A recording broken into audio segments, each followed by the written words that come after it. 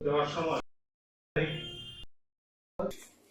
আমরা আজকে খোয়াই জেলায় আমাদের ফিশারি এআরডি এবং এসওএলফেয়ার ডিপার্টমেন্টের রিভিউ মিটিং করছি।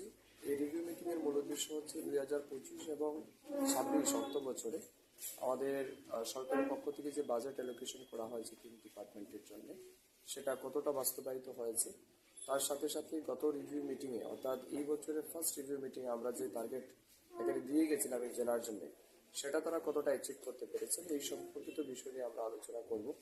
আমাদের সাথে আজকের এই রিভিউ মিটিংয়ে এই জেলার যারা প্রতিনিধিগণ আছেন, জেলা সভাধিপতি, পঞ্চায়েত সমিতির চেয়ারম্যান, দুজন এমএলএরাও আসবেন। তো আমরা তাদেরও মতামত চাইবো এই 3 ডিপার্টমেন্টের মাধ্যমে এই জেলাকে কিভাবে মাছ, মাংস, ডিম, দুধের স্বয়ংসম্পূর্ণ করা যায়।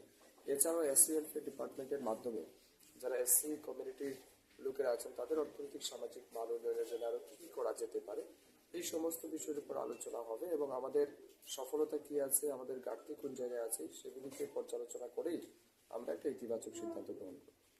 সত্যি